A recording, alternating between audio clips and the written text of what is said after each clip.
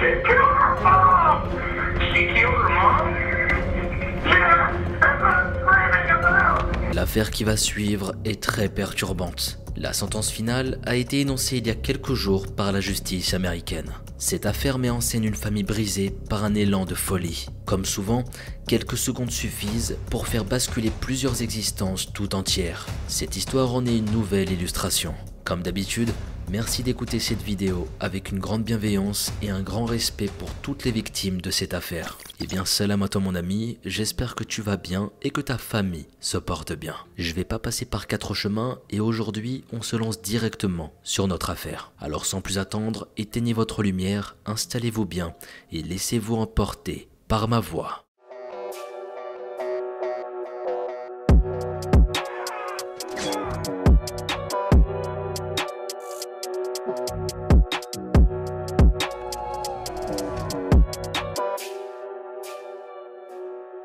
Nous sommes dans le Mississippi, aux États-Unis d'Amérique. Ashley Smiley, 40 ans, est professeur de mathématiques au lycée Northwest Rankin dans la petite ville de Flowood. En plus d'être enseignante, Ashley est également maman d'une fille de 14 ans, appelée Carly. Carly est scolarisée au lycée où enseigne sa maman. C'est une jeune fille apparemment assez douée qui a déjà sauté une classe. C'est dire à quel point elle était plutôt en avance par rapport aux autres élèves. C'était une petite fille très intelligente. À un moment, Carly s'est révélée tellement exemplaire dans son comportement et sa scolarité qu'elle aurait été élue l'étudiante du mois. Elle sera aussi élue étudiante de l'année, ce qui rendra sa maman très fière. Carly est également fière d'elle et de l'image qu'elle renvoie à ses proches. À la maison, Carly vit avec sa maman et son beau-père, un certain Heath Smiley.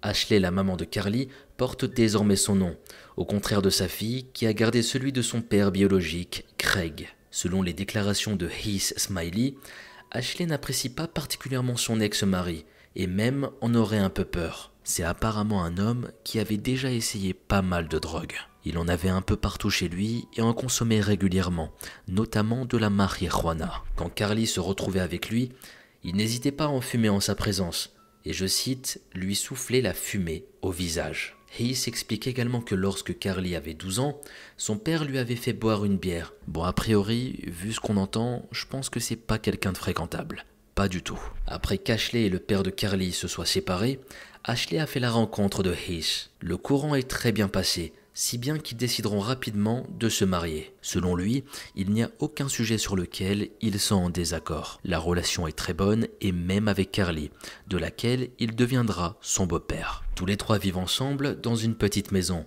et la vie est paisible. Ils partagent beaucoup de centres d'intérêt. Avec le temps, les liens se renforcent. Heath Smiley considère désormais Carly presque comme sa fille biologique. En tout cas, il dit qu'il l'aime comme telle. Les années passent et Carly grandit. Et sa mentalité, sa psychologie évoluent, ce qui n'est pas forcément une chose très simple pour elle. Une thérapeute, Rebecca Kirk, l'a suivie durant 9 séances et rapporte que la jeune fille est très intelligente pour son âge, mais que c'est une chose qui aurait tendance à l'isoler socialement. Carly aurait également des épisodes de grande détresse mentale, sous forme de dépression et d'anxiété. Pour cela, il lui a été prescrit des médicaments, tels que du Zoloft ou plus tard du Lexapro, qui sont tous deux des antidépresseurs avec de lourds effets secondaires. Tout ça fait beaucoup stresser Ashley, qui se fait beaucoup de soucis pour sa fille. Elle peut heureusement la surveiller de plus ou moins près, étant dans la même école qu'elle durant la journée. Mais Carly a 14 ans, et elle a aussi besoin d'une certaine liberté de mouvement. Elle passe une période qu'on connaît tous et qui n'est pas forcément évidente. Une période que j'ai nommée l'adolescence. L'adolescence signifie amis, réseaux sociaux, sorties et un certain nombre de nouvelles expériences qui ne sont parfois pas au goût des parents. Ashley essaie de protéger sa fille au maximum et ça passe parfois par certaines restrictions. Par exemple, elle est réticente quant à l'utilisation des réseaux, même si le sujet est compliqué à aborder en famille. Selon Heath, Carly aurait reçu de son père un vieil iPhone, et dans celui-ci, elle aurait installé TikTok. D'ailleurs, petite question rapide, que pensez-vous de TikTok? Et est-ce que vous laisseriez vos enfants naviguer dessus librement? C'est une question qui m'intrigue, le débat est ouvert sous les commentaires. Mais ici, il y a plus grave encore. Il est soupçonné que Carly consomme des weed pens, ou des weed pins, je sais pas comment on dit en anglais. Alors les weed pens, ce sont, si j'ai bien compris, des sortes de vapoteuses comme on connaît. Mais l'herbe a plus ou moins une forte concentration en THC, qui est la molécule active du cannabis. Ici en France, on a une certaine habitude du cannabis ou du CBD, mais moins sous forme de vapoteuse. Ce qui se vend beaucoup ici, ce sont les vapoteuses à tabac ou aux composés chimiques appelés communément puff. Certaines sont jetables, peu chères et malheureusement beaucoup prisées des adolescents dans notre pays. D'ailleurs, si vous êtes jeune et que vous regardez cette vidéo, touchez pas à cette merde, hein. C'est mauvais. Vous allez avoir des maladies, enfin, que des soucis. Un peu de prévention, ça fait pas de mal, bande de fourbes. Un jour au lycée, Ashley Smiley se fait interpeller par un ami de sa fille. Celui-ci, apparemment inquiet, l'informe que Carly aurait un téléphone qu'elle ne devrait pas avoir. Elle a déjà eu des ennuis liés à son utilisation et elle s'est déjà fait confisquer son téléphone. Plus inquiétant, le camarade confirme que Carly possède des weed pens. C'est une information qui inquiète beaucoup sa maman. D'autant plus que récemment, Carly aurait changé de médicament pour passer du Zoloft au Lexapro. Par la suite, il sera découvert que ce changement s'était fait en plus d'une façon non recommandée. Le 19 mars 2024, après avoir eu cette conversation avec l'ami de Carly, Ashley retourne donc à la maison familiale. Elle a pour intention de fouiller la chambre de sa fille et tenter de mettre la main sur ces fameuses vapoteuses. Carly, qui connaît parfaitement sa mère, se doute que quelque chose se trame derrière son dos. Sa mère était peut-être sur le point de découvrir ce qu'elle était en train de cacher. Et tout ça fait entrer l'adolescente dans une immense anxiété. Pourtant, vue de l'extérieur, elle semble calme et posée, et en très bonne santé. Selon le Dr Clark, un psychiatre qui analysera a posteriori le comportement de Carly ce jour-là, la jeune fille aurait été de base dans de mauvaises dispositions, la qualifiant de grincheuse et irritable. Il explique en outre qu'elle était incapable de se concentrer en classe à ce moment-là. La mauvaise prise de ces médicaments y aurait été pour quelque chose, lui provoquant des sauts d'humeur et même, raconte-t-il, des dissociations par le passé. Ceci dit, tout ça reste hypothétique vis-à-vis de ce qui va suivre. Le Dr Clark ne préfère pas émettre de jugement hâtif. Il va nous l'expliquer un peu plus tard dans la vidéo. Nous sommes donc le mardi 19 mars 2024, vers 16h15, lorsque Carly rentre chez elle au 200 rue de Ashton Way. La maison est équipée de caméras de surveillance et l'on peut voir Carly y pénétrer par la cuisine. L'adolescente rentre ensuite au salon. Elle semble tendre l'oreille pour écouter les bruits de la maison. Après un court instant, elle décide de se rendre à droite, dans la direction de sa chambre, là où se trouve sa mère. A priori, celle-ci est en pleine inspection pour y trouver les vapoteuses de Carly. À ce moment-là, il est difficile de dire si Ashley a entendu sa fille, et même d'affirmer si elle sait qu'elle est dans la maison avec elle. Mais Carly est bien là, et comprend manifestement ce qu'elle est en train de faire à sa mère. Tout d'un coup, c'est le trou noir dans son esprit. C'est ce qu'elle expliquera plus tard au Dr Clark, qu'elle ne se souvient de rien des événements qui vont suivre. Carly va donc faire demi-tour comme la surveillance le montre. Elle se rend dans une autre pièce, à l'opposé, la chambre de sa mère et de Heath. Elle s'abaisse au niveau du matelas, elle le soulève légèrement et attrape ce qui est caché dessous. C'est un 357 Magnum, un revolver puissant conçu pour la chasse. Il a été offert à l'époque à Ashley par son nouveau mari, le beau-père de Carly. Et ce n'était d'ailleurs pas la seule arme de la maison. Cachant l'arme derrière son dos, Carly retourne vers le salon, en vérifiant prudemment si quelqu'un ne s'est pas rendu dans la cuisine entre-temps. Elle paraît calme. Voyant qu'il n'y a personne, elle se dirige de nouveau vers sa chambre, où se trouve toujours Ashley. Un coup de feu, un cri, puis encore 2 coups de feu, puis le silence. Seuls les chiens semblent bouleversés. Ashley Smiley vient de brutalement s'éteindre, à 16h14 et 30 secondes. Elle avait seulement 40 ans. Plus tard, les rapports d'autopsie nous apprendrons qu'Ashley a été touchée 2 fois au visage et 1 fois au menton. Les chiens sont visiblement bouleversés. Carly revient dans la cuisine, toujours avec une main derrière le dos. Sans hésiter, elle s'assoit sur un des tabourets du comptoir et attrape de l'autre main son téléphone. Adossée au comptoir, il semble qu'elle dépose quelque chose sur celui-ci. Quelque chose de lourd, dont la caméra enregistre le bruit mais qu'elle ne peut pas voir. Puis elle utilise ses 2 mains pour écrire 2 SMS. Quelques minutes passent et Carly se met à fredonner une chanson. Ensuite, elle ramasse l'objet qu'elle a posé sur le comptoir, toujours en le cachant derrière son dos. Puis elle se rend de nouveau dans la chambre du meurtre. On ne sait pas exactement ce qu'elle y fait, mais plus tard, Les autorités supposent qu'elle essayait probablement de falsifier certaines pièces à conviction. Les 2 SMS, Carly les a envoyés à 2 personnes distinctes. Le premier à son beau-père, lui demandant quand est-ce qu'il rentrerait à la maison. Et le second était destiné à une amie. Elle lui demandait de venir l'aider et que c'était un cas d'urgence. Comme vous le voyez, la situation est complètement lunaire. Soit Carly n'est absolument pas dans son état normal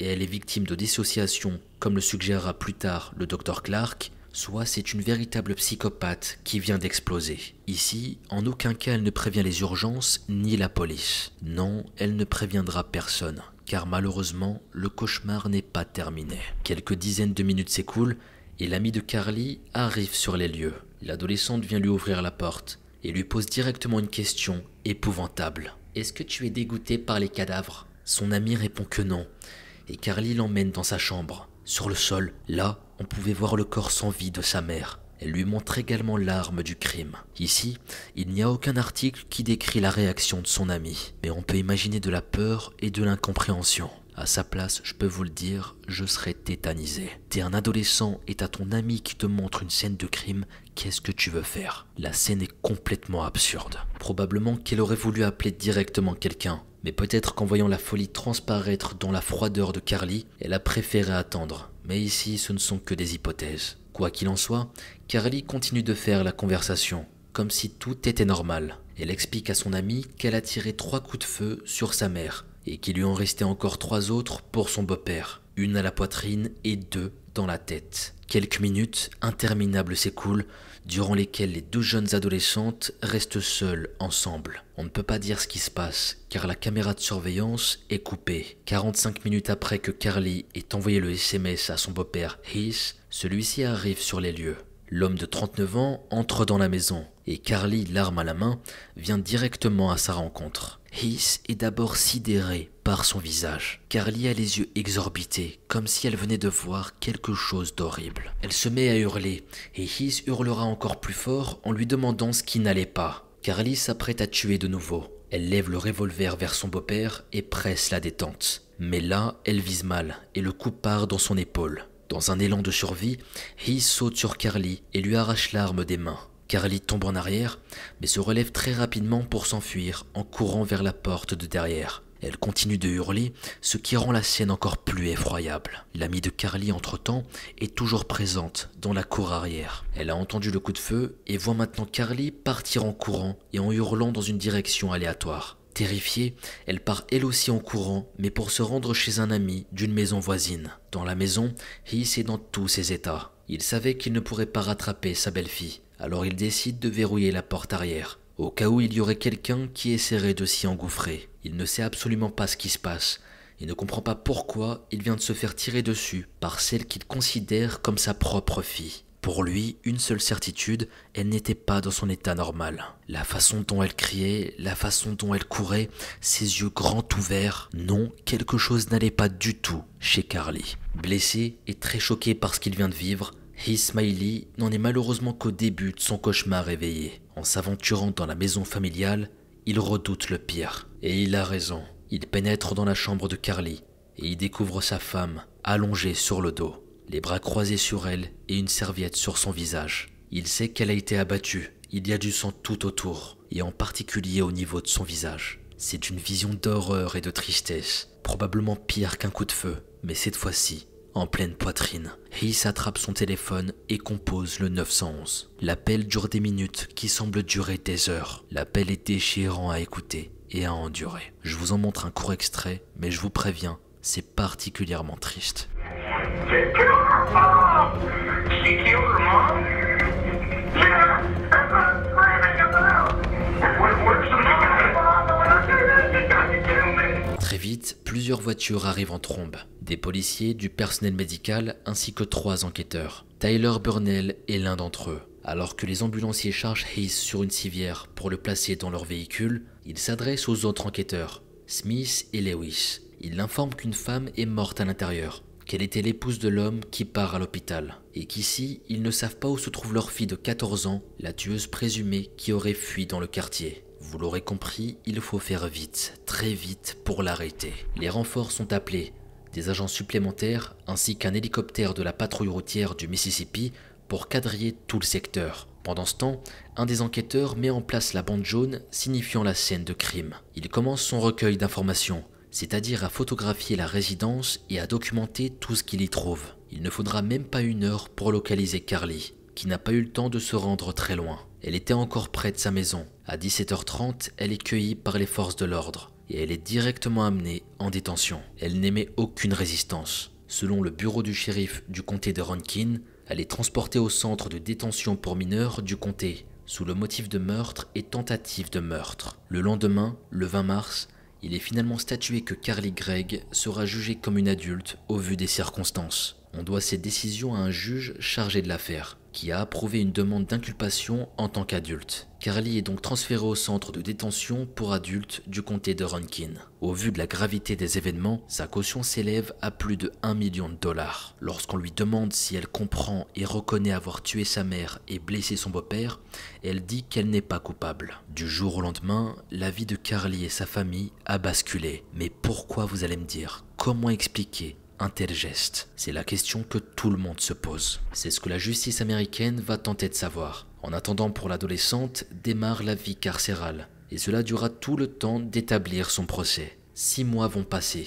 Nous sommes en septembre 2024. Et le procès de Carly Madison Craig, qui a maintenant 15 ans, s'ouvre. Il va durer environ 5 jours. Il faut savoir que ce procès se concentre surtout sur l'état mental de la jeune fille au moment de la fusillade. Car tout le monde sait déjà que Carly en est l'auteur. Maintenant, la seule façon dont elle peut échapper, ou du moins limiter le couperet de la justice, c'est en démontrant son irresponsabilité liée aux événements, liée à une instabilité psychologique ou psychiatrique éventuelle. L'État et la défense ont amené de nombreux témoins à la barre au cours du procès de 5 jours. Alors que personne dans l'équipe de défense de l'adolescente n'a nié qu'elle avait tué sa mère et tiré sur son beau-père, ses avocats ont soutenu qu'elle traversait une crise de santé mentale le jour du meurtre. Il avance également que Carly ne se souvient pas de ce qui s'est passé, comme si elle avait une sorte de trou noir à ce moment précis. Un psychiatre amené par la défense a pris Carly en entretien pour tenter d'établir un bilan cognitif. Il aurait conclu que Carly souffre de troubles bipolaires. À savoir que cette information est à prendre avec des pincettes, car il n'y a a priori aucun autre média qui mentionne ce fait, et qu'elle n'avait jamais été diagnostiquée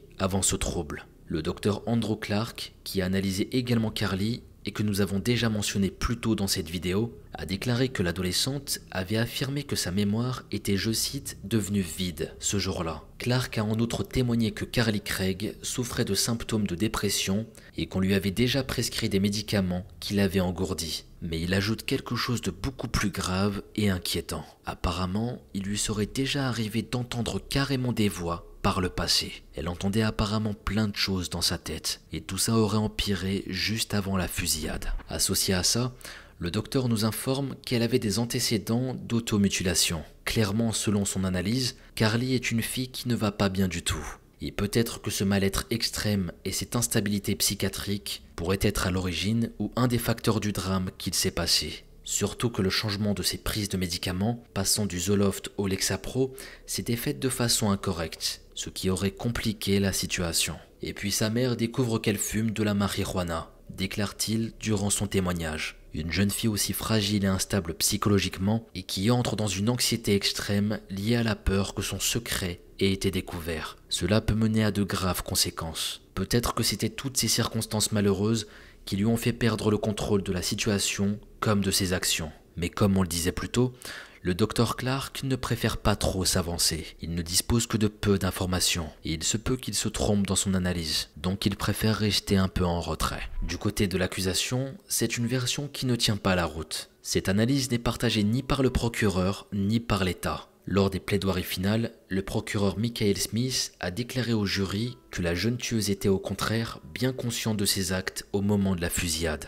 Pour appuyer son propos, il invoque un témoin expert de l'État, le docteur Jason Pickett, encore un psychiatre qui lui affirme que Carly n'était pas folle lorsqu'elle a tiré sur sa mère et qu'elle était consciente du mal que ses actions causeraient. De plus, il a déclaré que Carly avait des tendances narcissiques, qualifiant ses actions de diaboliques. Un langage peut-être un peu particulier pour un psychiatre. Dire qu'elle est diabolique, c'est un peu too much pour un spécialiste. Mais c'est vrai que ce qu'elle a fait est complètement monstrueux. Selon lui, Carly ne répondrait pas à une règle, appelée la règle de M. Norton. Pour ceux qui découvrent comme moi, la règle de M. Norton est dans de nombreux pays du common law, États-Unis, Australie, etc.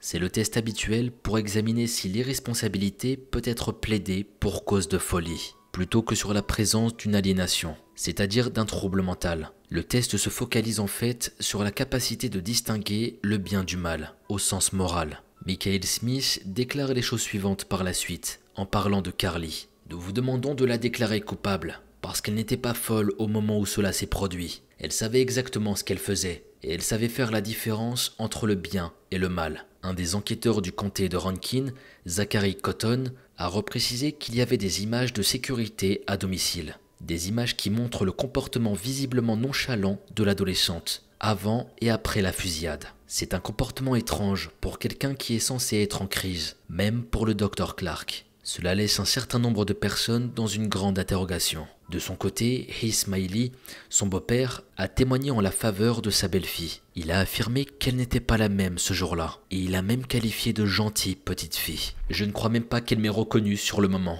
C'est ce que va dire le beau-père. Et il va dire aussi qu'il parle toujours par téléphone.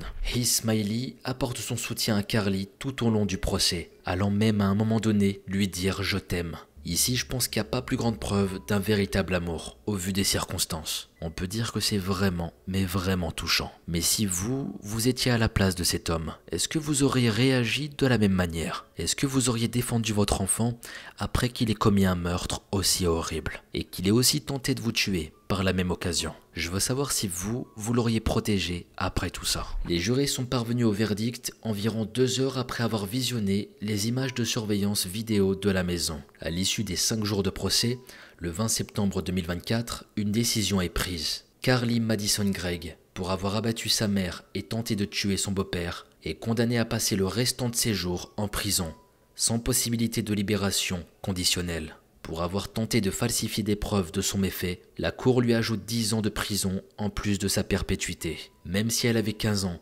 malade mentale ou non, la justice américaine ne lui a donné aucune faveur. Ce qu'a fait Carly Craig est innommable. Mais malgré tout, ce sont maintenant 3 vies qui sont détruites. Heath Smiley qui se retrouve tout d'un coup isolé, arraché de sa famille. Au moment de l'écoute de sa sentence, Carly Craig a sanglanté longuement. Assis sur le banc des témoins, Heath Smiley a gardé longuement les yeux fermés.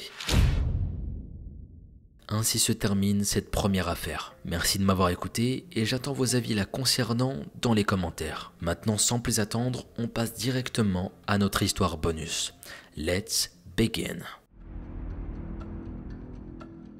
Notre histoire prend place en Corée du Sud, en banlieue de Séoul. Le 20 décembre 2022, Moon se trouve à une table de restaurant avec son petit copain Lee Kyung-young. Le jeune couple sort ensemble depuis plusieurs mois maintenant, et apparemment ils sont dans une relation qui est plutôt sérieuse. Ce soir-là, le couple doit rencontrer les parents de Moon. C'est d'ailleurs la première fois qu'ils vont rencontrer le petit ami de leur fille. La réservation a été faite dans un restaurant barbecue coréen dans le nord de Séoul. Lee Ki-young, qui a exercé dans l'armée, a plusieurs histoires à raconter. Il se présente bien, il est poli et dégage un comportement humble. Il se montre particulièrement charmant au cours du dîner. Autant vous dire que le trentenaire fait belle impression aux yeux des beaux-parents. Les beaux-parents apprennent notamment que le grand-père de Lee Ki-young possède un très haut building de la ville et que ce dernier réside dans un des appartements. Le jeune homme est à la fois présentable, charmant et fait partie d'une famille influente. Le petit ami parfait pour les parents de Moon. Lee Ki-young charme sous tous les aspects.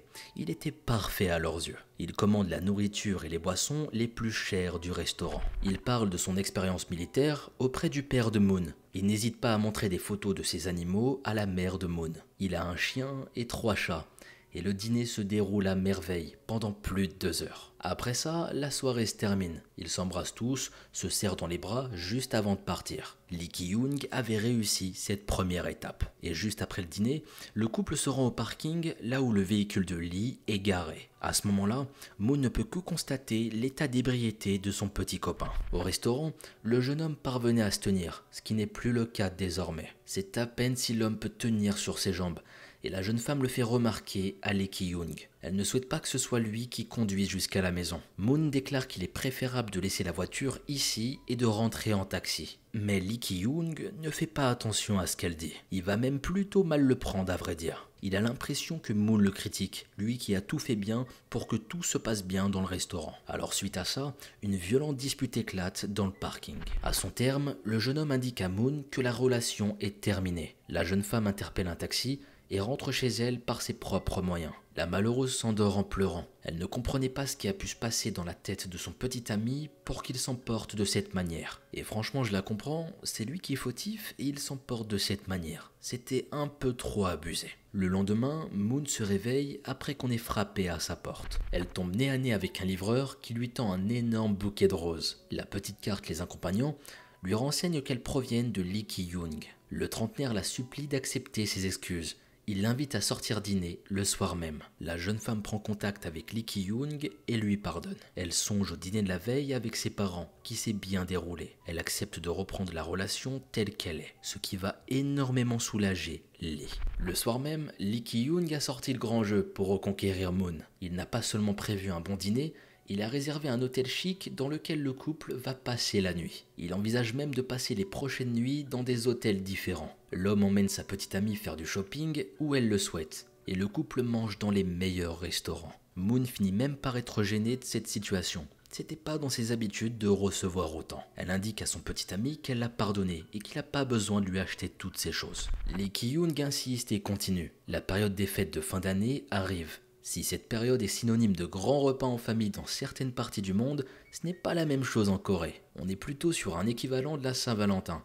Les couples en profitent pour sortir ensemble, faire de bons dîners. Franchement, les Coréens, je commence à bien vous aimer.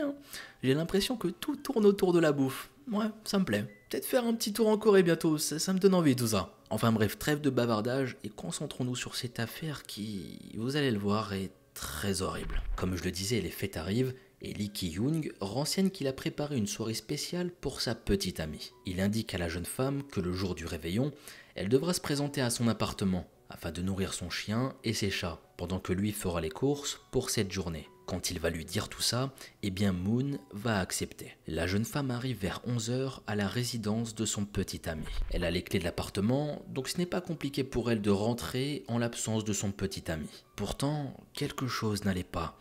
L'atmosphère était plutôt étrange. Plus elle s'approchait de la porte de l'appartement de Lee Ki-young, plus elle sentait une odeur, une très forte odeur de rose. Moon a l'impression que son petit ami l'a attiré chez lui, mais pas pour nourrir ses animaux comme il était convenu. Il a à nouveau préparé une surprise de taille et la jeune femme est très excitée à l'idée de la découvrir. Alors qu'elle se trouve devant la porte, Moon décide d'appeler son petit ami car elle a l'impression qu'il se trouve dans l'appartement. Elle frappe également à plusieurs reprises à la porte, mais il n'y aura aucune réponse. Comme personne ne vient ouvrir, Moon va utiliser finalement sa clé. La jeune femme fait le tour de l'appartement et constate de nombreuses choses. Si elle s'attend à une surprise au départ, elle commence à se sentir mal à l'aise au fur et à mesure qu'elle parcourt les pièces. Il y a des vases dans toutes les pièces, avec des roses dont certaines ont déjà plusieurs jours. Certains bouquets sont fanés, et les pétales des fleurs jonchent le sol. Tout ça donnait un mauvais aspect à l'endroit. Au lieu que ce soit romantique,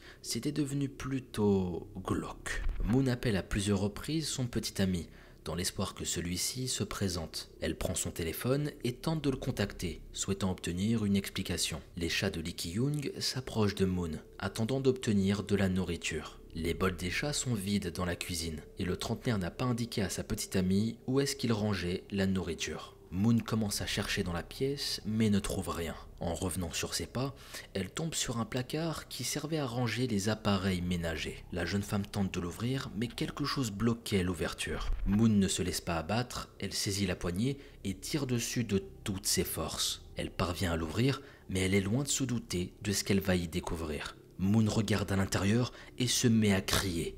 Un corps a été dissimulé dans le placard. Autant vous dire que la découverte est très choquante. Imaginez juste sa réaction quand elle voit ça. C'était irréel. Avant de continuer sur cette découverte macabre, je vous propose de revenir un peu plus en arrière. Je vais vous parler un peu plus en détail de Lee Ki-young.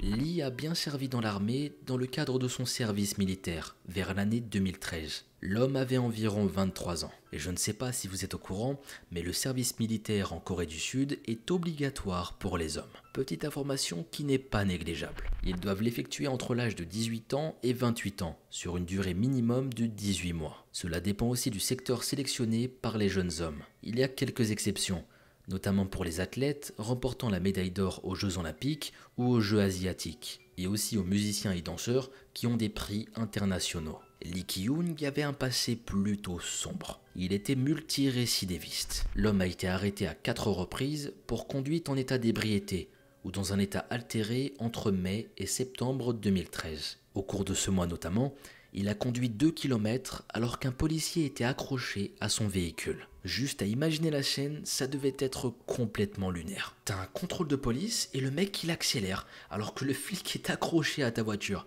C'est du n'importe quoi. Le fonctionnaire de police avait sûrement tenté de l'arrêter lors de son trajet et Lee Ki-young, quant à lui, n'a pas obtempéré tout de suite. Suite à cet incident, il a été condamné à 18 mois pour obstruction à la justice et conduite sans permis. Il a effectué sa peine dans une prison militaire, car il était encore en train d'effectuer son service militaire à cette époque. En décembre 2018 et en novembre 2019, il a de nouveau été arrêté pour ces motifs. Lee Ki-young se trouvait en période de probation depuis quelques mois, quand il a été arrêté en 2019. Et c'était une fois de plus pour conduite en état d'ivresse. Là, la justice lui donnera 1 an de prison pour ça. Quand on apprend tout ça, on est loin du parcours exemplaire que le jeune homme avait dressé à ses beaux-parents au restaurant. On découvre le passé de cet homme qui se révèle être froid et cruel. Une vidéo dans laquelle il s'amuse à torturer un chat est retrouvée et relayée en janvier 2023. Les faits auraient eu lieu en août 2022. Bon là, je suis obligé d'intervenir un peu.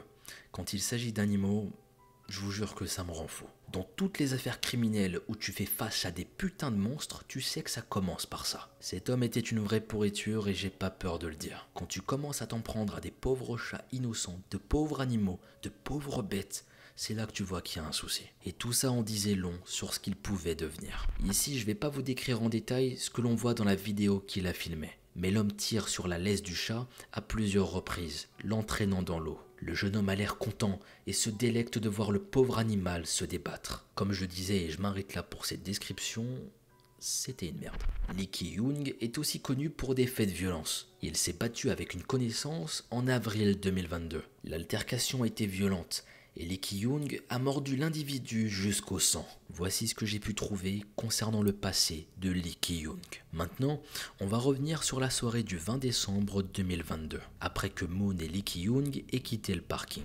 Lee Ki-young, après la dispute avec Moon, fait semblant d'appeler un taxi afin qu'on le ramène chez lui. Il surveille la jeune femme qui n'est pas très loin de lui et constate qu'elle parvient à arrêter un véhicule et monte à l'intérieur. Alors que celui-ci s'éloigne, l'homme retourne auprès de sa voiture. Il n'a pas l'intention qu'on le ramène chez lui. Il était capable de conduire. Mais malheureusement pour lui, le trajet ne se passe pas comme prévu. L'homme percute de plein fouet un taxi de Goyang dans la banlieue de Séoul, alors que le conducteur se trouve également à l'intérieur. On imagine que Lee Ki-young était agacé par la dispute avec sa petite amie quelques minutes plus tôt et que l'alcool n'a pas aidé à éviter la situation. Les deux hommes n'ont rien et les deux véhicules peuvent encore rouler. Lee Ki-young n'a pas l'intention de faire intervenir la police dans le lieu de l'accident. Comme on a pu le voir plus tôt, il a des antécédents et souhaite ne pas se faire remarquer. Il ne voulait pas avoir des ennuis supplémentaires, il en était hors de question. Lee Ki-young et le chauffeur de taxi vont régler ça à l'amiable. Il va payer pour les réparations du taxi sans que l'incident soit reporté officiellement. L'autre homme va accepter cette proposition, à condition que le règlement se fasse en espèces et tout de suite. Lee Ki-young invite l'homme à le suivre jusqu'à son appartement à Paju. C'était à une vingtaine de minutes du lieu de l'accident. Arrivé sur place, la situation ne parvient pas à se régler. Les deux hommes sont incapables de se mettre d'accord sur la somme à régler. Entre le conducteur de taxi et Lee, ça devenait de plus en plus tendu. Le ton va monter et ça va mener à une bagarre. Lee Ki-young prend le dessus sur l'autre homme, le battant à mort. Suite à son crime, il place le corps de sa victime dans le placard du couloir de son appartement. Le meurtrier ne s'arrête pas là. Il s'empare des cartes de crédit de sa victime et de son téléphone portable. Et il va utiliser l'argent de la victime victime afin de régler tous les frais du couple dans les jours suivants. L'hôtel, le shopping ainsi que les restaurants. Il va gâter Moon avec l'argent de la personne qu'il venait de tuer. Comme le conducteur de taxi ne rentre pas, il utilise son téléphone portable afin de rassurer ses proches, prétendant qu'il est toujours en vie. À ce stade, c'est là qu'on se rend compte de la cruauté de certains individus. Ici, je n'imagine même pas ce qu'a dû ressentir Moon, cette pauvre femme. Elle qui passait de bons moments avec son petit ami grâce à l'argent volé de sa victime. Et en plus de ça, elle tombe sur un corps dans l'appartement. Quand tu vois tout ça, il y a de quoi perdre foi en l'humanité. Moon prend contact avec la police le jour de Noël, soit le 25 décembre. Le chauffeur de taxi âgé de 60 ans avait été signalé disparu par son fils un peu plus tôt dans la journée, sur les coups de 3 heures du matin. Le jeune homme avait alors indiqué à la police tout ce qui va suivre. « Mon père n'est pas à la maison depuis des jours. Je viens de lui envoyer un texto, mais je pense que c'est quelqu'un d'autre qui me répond. » Le véhicule du chauffeur de taxi a été découvert à 1 km seulement du domicile de Lee Ki-young. Un mandat d'arrêt a été mis le 28 décembre à l'encontre de Lee Ki-young par le tribunal de Uijeongbu. Les autorités supposent que l'homme est impliqué dans un autre meurtre. Une précédente relation de Lee Ki-young n'a pas donné de signe de vie depuis l'été 2022. Un document renseigne que l'accusé devait la somme de 300 millions de won à une femme, une sorte de reconnaissance de dette à plus de 200 000 euros. Il est important de le retrouver rapidement, avant que l'homme détruise des preuves ou s'enfuit. Ici, je me demande ce qui a orienté les autorités dans cette voie, mais je suppose qu'elles n'ont pas révélé leurs sources. Lee Ki-young est mis en état d'arrestation, dans le cadre de l'affaire du meurtre du chauffeur de taxi. L'homme est rapidement interrogé, et comme les enquêteurs le supposaient, il révèle être à l'origine d'un autre meurtre. Il a tué une ancienne petite amie en août 2022. La femme victime était âgée d'une 50aine d'années, et elle possédait un logement dans lequel Lee Ki-young a emménagé. L'homme révèle que le couple s'est disputé au sujet de dettes et que c'est pour cette raison que le crime a été commis. Suite au meurtre, le trentenaire aurait transporté le corps de la victime jusqu'à sa voiture. Ensuite, il aurait jeté le corps à proximité d'une rivière de Paju. La victime a été enterrée et lui continuera de vivre comme si de rien n'était dans son appartement. Les autorités ont entamé des recherches dans les zones renseignées, mais n'ont pas pu aller au bout des investigations. On supposait que des mines terrestres se trouvaient dans le secteur, rendant l'exploration difficile et dangereuse. L'homme fait désormais l'objet de 2 accusations de meurtre. La vie du meurtrier est passée au crible. Lee Ki-young est un homme coréen au début de la trentaine. Il est sans emploi au moment de son arrestation. L'homme aurait été marié à 2 reprises et il est père d'un enfant. Sa vie est source de nombreux mystères, même pour les proches de Lee Ki-young. Ce dernier a donné des éléments contradictoires à tout le monde. C'était très compliqué pour la police de démêler le vrai du faux. On suspecte également l'accusé de fraude. Il n'a pas hésité à se servir des cartes bancaires de ses victimes. Il a utilisé l'identité de sa petite amie dans le but de contracter des prêts. Le montant de l'escroquerie s'élève à 70 millions de won,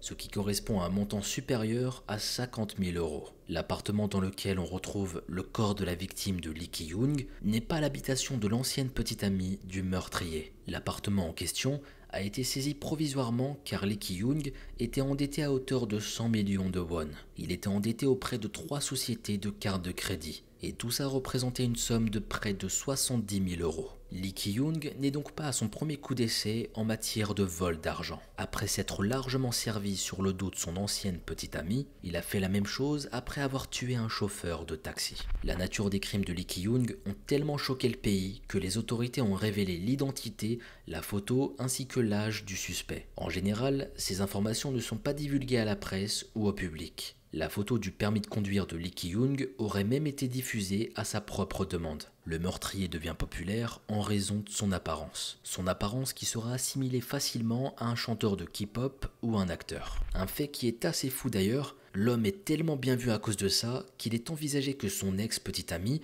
Moon, devienne une cible des personnes fans de Lee Ki-young. C'est elle qui a découvert le corps du conducteur de taxi dans l'appartement du trentenaire. Et c'est donc elle qui a enclenché le travail de la police. La jeune femme venait d'organiser une rencontre entre ses parents et son petit ami. Tout semblait bien se passer jusqu'à cette fameuse soirée du 20 décembre 2022. Elle a découvert au cours de l'enquête, peut-être en même temps que le pays, que son petit ami n'avait pas d'emploi. et utilisait l'argent et l'identité des victimes pour mener la belle vie. Son identité a été protégée par les autorités afin qu'elle puisse vivre en toute sécurité. C'est là qu'on se rend compte que le body privilège existe bel et bien. On a tendance à attribuer beaucoup plus de choses aux personnes qui font partie des standards de beauté. Au lieu de voir Lee Ki-young comme un individu dangereux et dénué de sens moral, c'est son apparence qui prime sur le reste. Et c'est sa petite amie de l'époque qui se retrouve dans une situation très particulière. Elle se retrouve dans une situation où c'est elle qui est prise pour cible. Tout ça parce que t'as des gens qui deviennent fanatiques d'un meurtrier.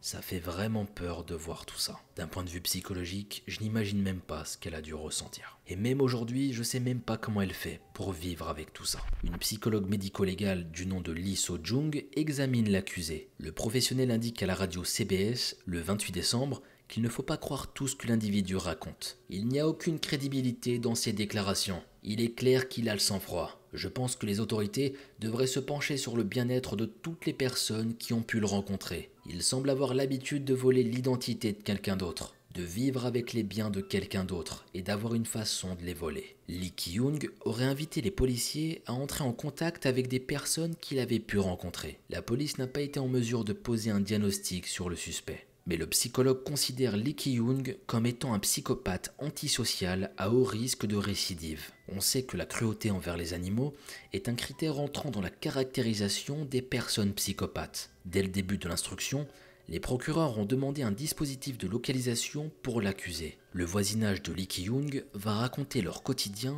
depuis la venue de ce nouveau voisin. Le trentenaire était réputé pour fumer énormément. Il empestait les systèmes de ventilation communs à plusieurs salles de bain. Mais les jours précédant Noël, l'odeur de fumée s'était transformée en parfum de rose. Comme ce n'était pas habituel de sa part, certains voisins l'avaient soupçonné de vouloir cacher quelque chose. Lee Ki-young apparaît brièvement alors qu'il est transféré du commissariat de police de Islandongbu jusqu'au tribunal qui doit le juger. L'homme présente ses excuses pour les meurtres qu'il a commis. L'accusé est dissimulé sous une large capuche et sous un masque. Un tribunal de la province de Jeonji condamne l'homme de 32 ans à la prison à vie. Il prend la perpétuité le 16 mai 2019 pour les meurtres du chauffeur de taxi et de son ex-petite amie. Le tribunal du district Uijeongbu a également déclaré que l'accusé devait porter un bracelet électronique de surveillance, dans le but d'être géolocalisé pendant 30 ans. Lee Ki-young va plaider coupable des accusations à son encontre. Il a également déposé une somme de 30 millions de won,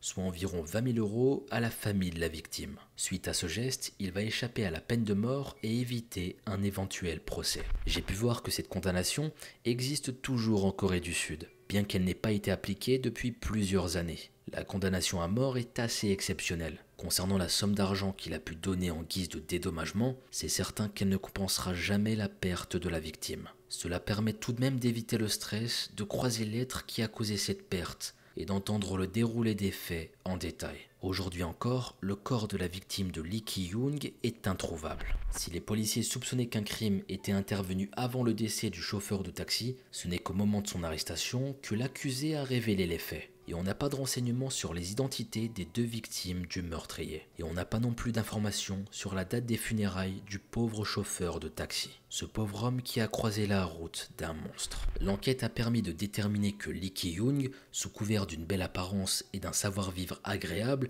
était loin d'être un homme correct. Il n'y avait pas qu'avec son apparence qu'il trompait son monde. L'homme savait se montrer charmant, flatteur, intéressant, ce qui facilitait bien les choses. Il avait une face cachée qui a choqué la Corée du Sud, suffisamment pour que son image et son identité ne demeurent pas dans l'anonymat. Ce sont ses victimes ainsi que son ancienne petite amie, à l'origine de son arrestation, qui ne sont pas nommées, afin d'être en quelque sorte protégées. Aujourd'hui, nous n'avons pas de nouvelles de Moon, de ce qu'elle est devenue suite à la révélation de l'affaire dans la presse.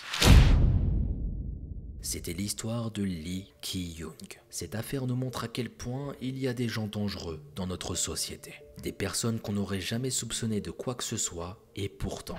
Lee Ki-young se présentait sous un jour favorable à toutes les personnes qui l'entouraient, ou qui étaient amenées à croiser sa route. L'homme en début de la trentaine, que l'on aurait facilement qualifié de chanteur K-pop, dissimulait bien des monstruosités. Un caractère violent, une tendance à l'ivresse qui se révélait dangereuse autant pour lui que pour les autres. Il avait de cruelles intentions envers les animaux, un cocktail parfait pour un psychopathe en puissance. Il aura fallu d'une imprudence, si je peux qualifier la situation de telle, pour que la véritable nature de l'individu éclate aux yeux de tous. Une femme qui découvre un corps en état de décomposition dans l'appartement de son petit ami. Le même homme qui avait su se montrer attentionné envers elle après avoir explosé au cours d'une dispute. La malheureuse victime, décédée depuis plusieurs jours, avait été reportée disparue quelques heures plus tôt par son propre fils. Lors de son interrogatoire, l'homme est passé rapidement aux aveux. Il n'a pas seulement tué le chauffeur de taxi, il a également tué une ancienne petite amie quelques mois plus tôt. Les deux meurtres, bien que deux cas isolés,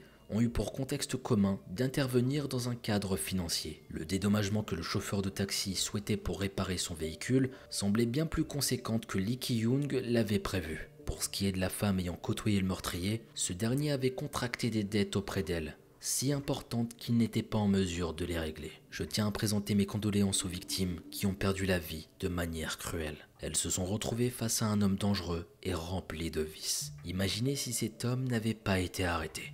Imaginez juste un peu. Lee Ki-young aurait sûrement continué dans toutes ces horreurs. Il se croyait au-dessus de tout, mais heureusement aujourd'hui, il est en prison. Eh bien, cette histoire est déjà terminée. Je vous remercie de m'avoir écouté et j'attends avec impatience vos avis dans les commentaires. Je veux savoir ce que vous avez pensé de cette affaire et vos hypothèses. Perso, je me demande s'il n'a pas commis d'autres meurtres qu'il n'a pas révélés. C'est un peu ce que je redoute quand je réfléchis à cette affaire. Alors peut-être que je vais trop loin, mais j'ai l'impression qu'il a fait autre chose. Dites-moi ce que vous en pensez, mais je sais pas, ça fait réfléchir. Enfin bon, merci à vous comme d'habitude de m'avoir écouté jusqu'à la fin. Maintenant, il est temps pour moi de m'éclipser et on se dit à vendredi prochain 17 h pour une nouvelle vidéo. C'était Mogota.